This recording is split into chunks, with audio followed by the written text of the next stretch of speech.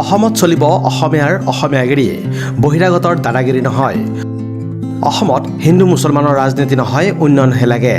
চিপাঝাৰ গণেশগুৰিত বীৰ লাচিত সেনাৰ আঞ্চলিক সমিতি গঠন কৰি এই ঘোষণা বীৰ লাচিত সেনা অসমৰ।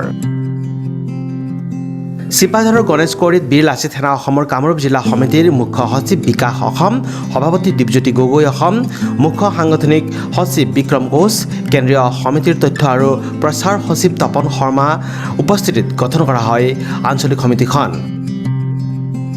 লগতে স্থানীয় স্বাস্থ্য কেন্দ্ৰত আয়োজন কৰা হয় এক বিনামূলীয়া চিকিৎসা শিবিৰ। উপস্থিত থাকে বীৰ লাচিত সেনা অসমৰ দৰং জিলা সমিতিৰ সভাপতি ধ্ৰুৱজ্যোতি কলিতা, মুখ্য সচিব পুৰুষোত্তম অসম, উপসভাপতি বাপুকণ বৰুৱা, স্বাস্থ্য সচিব বদিউল হক প্ৰমুখে আন কেইবাগৰাকীও বিষয়ববীয়া। চিপাঝাৰ গণেশগুৰি অঞ্চলৰ বহু যুৱকে যোগদান কৰে বীৰ লাচিত সেনাত।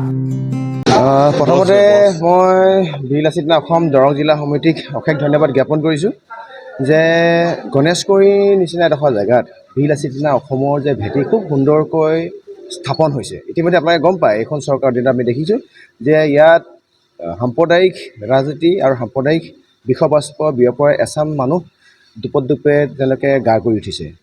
য'ত আমি ডেভেলপমেণ্টৰ কথা ভাবিব লাগিছিলে, য'ত আমি স্বদেশ আৰু স্বজাতি আৰু স্বাভিমানৰ কথা ভাবিব লাগিছে, তাত আমাৰ কি হৈছে, বহিৰাগত এচাম ব্যক্তি ইয়াত আগ্ৰাসন আৰু উৎপাত হৈছে।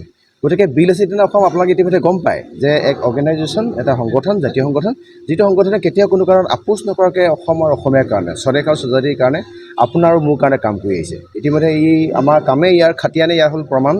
গতিকে বীৰ লাচিত সেনা অসমৰ যি গণেশগুৰি শাখা সমিতি, চিপাঝাৰ যিটো আমাৰ সমষ্টিৰ আণ্ডাৰত যিটো হৈছে শাখা সমিতিক আমি উত্তৰণৰ কামনা কৰিলোঁ আহি থকা অনাদি অনন্ত কালৰ কাৰণে। ইয়াৰ পৰা পোখা মেলক যাতে দৰং নিচিনা জিলাত কেতিয়াও কোনো কাৰণত যাতে বহিৰাগত কোনো ব্যক্তি যাতে আগ্ৰাসন নচলে আৰু কেতিয়াও কোনো কাৰণত যাতে অসমীয়া প্ৰভুত্বৰ ওপৰত যাতে বহিৰাগত ব্যক্তি যাতে দাদাগিৰি নচলে, তাৰ কাৰণে বীৰ লাচিত সেনা অসমৰ আমি শাখা সমিতিখনক আপোনালোকে আশীৰ্বাদো কৰিব লাগিব। আৰু আহি থকা অনাদি অনন্ত কালৰ কাৰণে অসমত কেৱল অসমীয়াগিৰিয়ে চলিব। ইয়াত কেতিয়াও কোনো কাৰণত বহিৰাগত কোনো ব্যক্তি ইয়াত দাদাগিৰি বা উৎপাত নচলিব। আজিৰ এই গণেশগুৰি অঞ্চলত আমি বীৰ লাচিত সেনা দৰং জিলা সমিতিৰ তৰফৰ পৰা এটি শাখা সমিতি গঠন কৰিছিলোঁ আৰু তাৰ লগে লগে আমি ইয়াতে এটি বিনামূলীয়া স্বাস্থ্য শিবিৰ এই শাখা সমিতিখন গঠন কৰাৰ লগতে এটি কাৰ্যসূচী ৰাখিছিলোঁ স্বাস্থ্য শিবিৰৰ।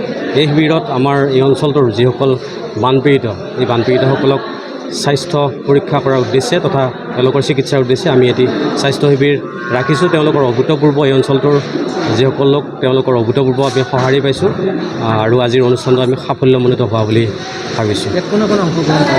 ইয়াত কামৰূপ জিলা সমিতিৰ ফালৰ পৰা আমাৰ বীৰ লাচিত সেনা অসমৰ মুখ্য সচিব বিকাশ অসম ডাঙৰীয়া আহিছিলে, আমাৰ সভাপতি ডাঙৰীয়া আহিছিলে, দীপজ্যোতি গগৈ অসম আহিছিলে আৰু আন বিভিন্ন বিষয়ববীয়াসকল, লগতে আমাৰ দৰং জিলা সমিতিৰ সভাপতি ধ্ৰুৱজ্যোতি কলিতা, লগতে মুখ্য সচিব মই নিজে আছোঁ আৰু আমাৰ বাপুকণ বৰুৱা, আমাৰ স্বাস্থ্য সচিব বদিউল হক, আমাৰ আন বিষয়ববীয়াসকলো উপস্থিত আছিলে। আজি আমি 2023 চনৰ 20 নৱেম্বৰ তাৰিখে দৰং জিলাত আমি বীৰ লাচিত সেনা সংগঠনটো আনিছিলোঁ, আমন্ত্ৰণ জনাই আনিছিলোঁ। তেখেতলোকৰ যি বৰ্তমানৰ কাৰ্যকলাপ, এই কাৰ্যকলাপসমূহ মই ছ'চিয়েল মিডিয়াত দেখি অতিকৈ প্ৰভাৱিত হৈছিলোঁ।